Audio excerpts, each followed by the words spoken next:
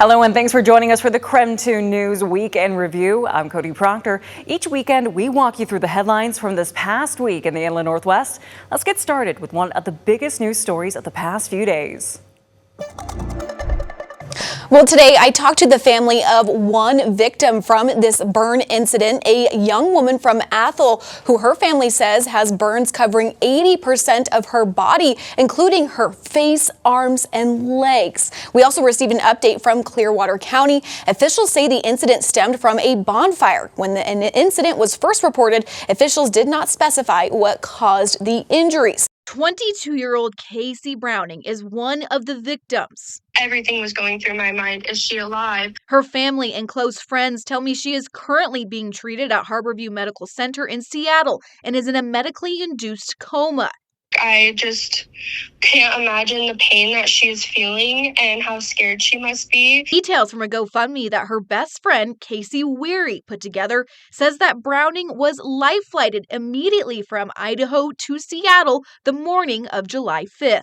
Told Browning will undergo multiple surgeries, skin grafts, and rehabilitation. They say they expect her to be treated in Seattle for at least a month. There's one thing I know about Casey, it's that she is one of the strongest people I've ever met. Browning is also a mother to a 3.5-year-old little girl. The family says now she is facing the reality of watching her mom endure this. She loves her daughter more than anything in this world, and I know she will fight with everything she has to make it back to her daughter. I reached out to Harborview Medical Center in Seattle, where 7 of the 8 victims are being treated. Health officials tell us 2 people are in critical condition, 5 are in serious condition, and 5 are in the ICU. All are ages between 18 and 28. I did confirm with Clearwater County Sheriff John Smith that one victim is being treated at Kootenai Health. Though their condition is unknown at this time, I have reached out to Kootenai Health to find out more. And this is a developing story and is under investigation with the Idaho Fire Marshal. For now, I'm reporting in the newsroom. Regan Gallo, KREM 2 News. Well, 28-year-old Tristan Bonner tells me the incident was traumatic. He says his family and his faith is what is getting him through this tough time being so far away from home as he receives treatment in Seattle. He added the doctors are still assessing the severity of his burns on his arms, his face, and ears. Tristan Bonner, born and raised in Pierce, Idaho, and a local business owner, is spending the next several days far away from home in a hospital room in Seattle. We're all hurting and we're all surrounded by family. He shared his first-hand account of the burn incident in the morning of July 5th. But there's still a whole left side of my body that, is never going to function the same. Clearwater County officials stated the burn incident involved a bonfire, but have not given more details. Tristan says leading up to the incident, there was a small gathering of close family and friends. He alleges the fire was a small fire, not a bonfire. Everybody was circled around the fire ring when an individual attempted to throw a jug of gas with the cap on into the fire. He was repeatedly warned not to, and then did it when no one was looking. Tristan told me in seconds there was an explosion. It all happened so fast. First there was a big noise and a bright light, and immediately following was immense pain and exposed areas of my body. He says he ran into a creek nearby to get the flames off of him before he could help others also suffering from the flames. It sounded like people being torn apart by a pack of wolves. The screams were so terrible. Tristan tells me the cap was on the gas jug and that the pressure caused the explosion. Now, the details Tristan told me remain unconfirmed by authorities at this time due to an active investigation. Harborview Medical Center officials tell us 7 victims are being treated in Seattle, including Tristan. All are ages between 18 and 28. All we can do at this moment is just get better and pray and hope that everybody comes out of this, alive. Now today, officials with Clearwater County expressed their heartfelt sympathy to the burn victims of this horrific event and to the families who are enduring the pain and uncertainty of watching their loved ones struggle through recovery. And tonight, the Idaho State Fire Marshal's office is still investigating the incident. For now, I'm reporting in the newsroom. Regan Gallo, KREM 2 News. Whitworth University is mourning the loss of junior football player Tanner Hart. In a statement, the university called Hart a cherished member of the pirate family, asking the community to keep his family, teammates, and coaches in their thoughts while offering support resources for those affected. The Pierce County Sheriff's Office says the 20-year-old died Saturday in a skateboarding accident. Investigators say Hart was being towed by a golf cart when his skateboard struck one of its wheels, throwing him to the ground. He was pronounced dead at the scene. Hart came to Spokane from Western Washington, where he helped Sumner High School win a South Puget Sound League title during his senior season. His former coach, Keith Ross, says football only tells part of Tanner's story. You know, the memories we have of him are what a great teammate he was and what a great guy he was. And, he was always happy and always cared about everybody. And always, he was a good servant leadership. After learning of Hart's death, Ross helped organize a candlelight vigil on Sumner High School's football field on Sunday, where more than 400 people gathered to remember him. There wasn't 400 people there because Tanner was a great football player. There was 400 people there because Tanner impacted a bunch of lives. Ross says several Whitworth teammates, including Hart's roommates, made the trip from Spokane to attend the vigil, a gesture he says meant a great deal to Hart's family and hometown community. A memorial service will be announced by the Hart family at a later date. In Spokane, Connor McAvoy, KREM 2 News. As we go to break, here's a check of your weekend forecast.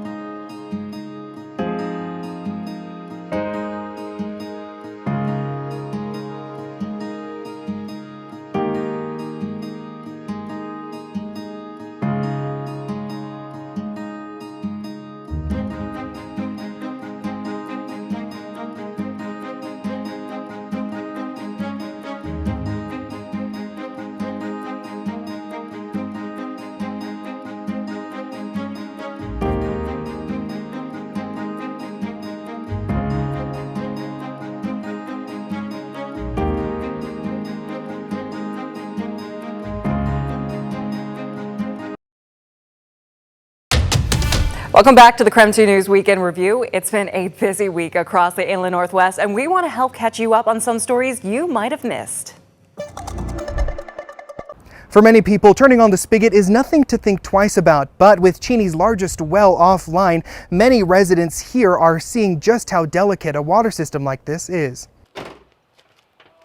Crews are hard at work following a well malfunction just days ago, causing Cheney residents to now be in an emergency water restriction. Cheney is not uncommon for us to be in drought conditions and water restrictions during the summer. Cheney's Public Works Director Dan Ferguson says right now there's enough water in the reservoir for everyone to live normally as the pump gets repaired. The only thing the city is asking residents is not to water their yard. If it drops another 3 or 4 feet, then we're going to have to reach out and have more stringent restrictions. But we have enough water for public health and for fire protection. That's our goal at this point. Ferguson says from what they know, the break happened when a squirrel caused a power shortage in the area, forcing the well to shut down and turn back on too quickly. So they believe that flip caused the pump to malfunction. It caused kind of a whiplash effect in the column, which caused the coupler to break. Crews are already trying to replace the pump. However, the city says it's not an overnight fix. So this is a restriction to protect our reservoirs. Cheney's Mayor Elsa Martin says this well serves close to 13,000 residents, meaning they want to make sure it's done right and not rushed. There is no other well that has the same equipment in anywhere because this was made specifically for this purpose. So it is not just a hardware part that broke. It requires special machining and specialists to repair that. Depending on the availability of parts, the city says the repairs could take close to 3 weeks to complete. In the meantime, the city will be giving updates through social media as well as on the city's website constantly. In Cheney, Christian Garza, KREM 2 News. River was my best friend. He was 15 years old. He was smart, he was funny. Brent Howard says when he lost his son River to suicide in 2023, he and his wife didn't see it coming. Thankfully, the J Foundation reached out to them and helped them heal. It was during this time Howard says he wanted to find a way to honor his son's memory. I saw a article online about some friendship benches in in Rexburg at an elementary school, actually. And I thought, maybe we could create a bench as a safe place for people who are struggling. Howard says he started researching for someone to do the job. One company said they could do it for more than $11,000, but Classic Stoneworks offered to do it for much less. They reached out and said they'd like to help with the bench. They asked me to buy the stone for $3,000. They would build it for free. The acts of kindness didn't stop there. A business offered to pour the concrete, while another made the graphics for the bench, both free of charge. None of these people would let me pay for it. They kind of donated it to make it happen, and the community thought it was a great idea. Even the mayor of Buell was enthusiastic about the bench and decided to put it in the city park. On July 1st, the bench was dedicated and unveiled to the public. It was heartwarming. It was amazing. I'm really thankful for everybody who made it happen. Howard explains this bench acts as a memorial for River, as well as a place for people who are struggling internally to sit. The goal is for another person to notice and walk over and engage with them. One person sits down and asks, "Are you okay?" and leads them in a direction away from suicide, away from self-harm. Then the bench is worth it. Howard adds this bench is a reflection of what his son was like to others around him. He was the kid who helped everybody. He sat with the kids who sat alone at lunch and made them feel comfortable. I've had so many of his friends reach out and tell me about how they were struggling and how he helped them find purpose and meaning. Howard hopes hundreds of people use this bench and see it as an outlet to seek help.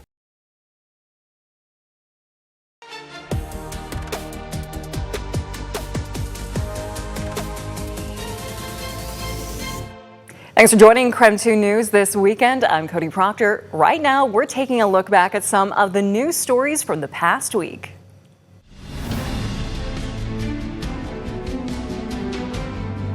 Well, when it comes to fire season, these dry months of the summer, fire crews tell me it's about 10 or 15 days that they consider critical burn days in terms of their overall approach of battling these fires and wildfires throughout the summer. Tuesday, today, and Wednesday, tomorrow, both are considered critical days, so they're included in that category. So it's just all about being fire aware and remembering to do your part to keep the overall community, the environment safe as well. So fire crews, they'll be, of course, ready. They've trained for these kind of moments year in, year out throughout the months. But you can also do some things to be prepared as well. That includes signing up for Alert Spokane, checking the forecast yourself, and having a to-go bag packed, especially if you live in a high fire zone with dry grass or foresty areas. And that to-go bag include needs like medicine and clothes for potentially several days, depending on evacuation orders in place. You could be away from your home for an extended period of time. Again, I spoke with both the DNR and Spokane Fire about red flag warnings and the current conditions. What that means is the fuels are dry enough and the wind will be moving fast enough that just about any spark could trigger a wildland fire. And so the most important thing that folks can do ahead of this weather pattern is exercise as much caution as possible. Be cognizant of what those burn bans are in your area, especially in Spokane County. There is a burn ban in effect right now. You know, for us, fire on the ground this time of year, and we've already seen it. We've had some early fires. District 9 had the one that burned 14 homes, killed the one lady. Fire on the ground in this country is dangerous. Again, so some good reminders and just a good refresher to remember to be safe, be aware of the particular fire threats here in the area with these hot and dry conditions. And something else to avoid, things like using fireworks, starting a campfire, dragging trailer chains, or driving over dry grass. Also, avoid using any type of yard work or doing any yard work that could potentially start some sparks as well in dry areas. For now, though, reporting here in Spokane County, Brandon T. Jones, KREM 2 News.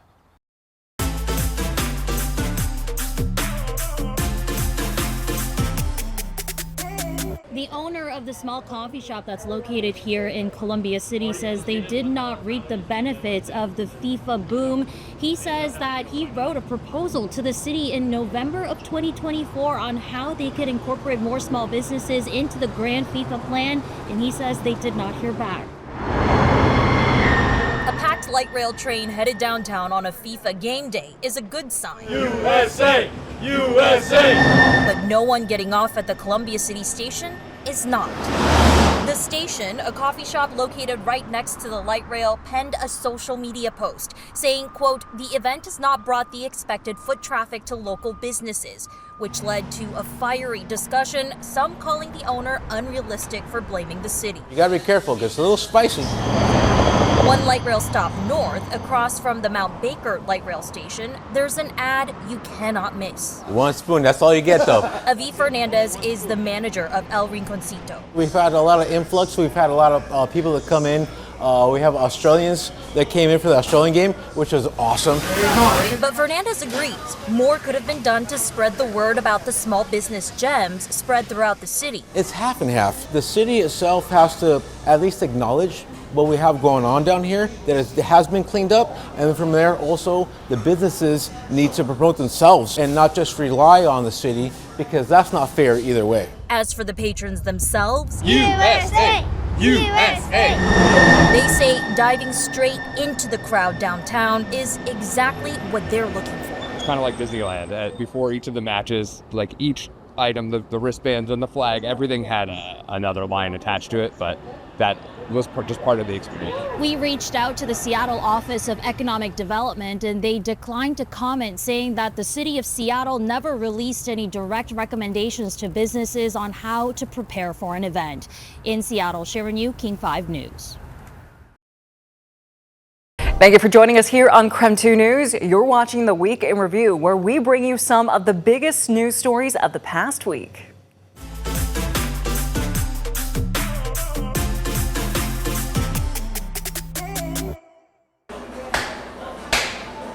Making fatir dough is a practiced art. The water and flour coaxed into a paper-thin Egyptian pastry. It is only made correctly with practice, patience, and pride. I feel like we're doing something good here because from all feedbacks, everybody is happy.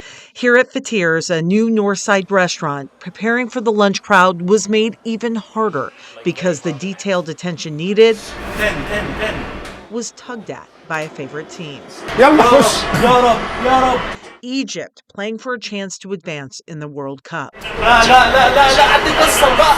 When we stopped by the restaurant this morning to see if the TV was on, there was intense joy for the game, with Egypt taking the lead. And then complete agony when the fragile lead broke and Argentina pulled ahead. For Egypt, we are very proud of them. Egyptian people, they are very proud about our team. Yeah. But despite Egypt's loss, the World Cup has been a win for Fatir's. During the opening week of the restaurant, Team Egypt came to Spokane to practice. The Lilac City, a World Cup team host. The restaurant able to serve its best to Egypt's best athletes. I love them. I love them. I had a chance to go to practice here in Spokane. I talked to them, most of the team, and they are such nice people. They work so hard and they practice so hard. And this time they weren't very good in this one, and I hope next one they will go for finals. And while all eyes around the world were on the teams at play and Egypt was making its country proud, all eyes at this restaurant were on making the perfect dish. We're doing very good. We get a good feedback from all the customers, everybody. We get good support from Spokane community. With just flour, water, and a pinch of salt, they hope to continue to win over the crowds and carry on the pride of Egypt in a small way, right here in the Inland Northwest. Reporting in Spokane, Laura Papetti, KREM 2 News. Keep it here for more news and weather updates throughout the weekend. And don't forget, you can watch our latest newscasts anytime on the KREM 2 app. Just scan the QR code on your screen to watch for free. I'm Cody Proctor. Thanks for watching the KREM 2 News Week in Review.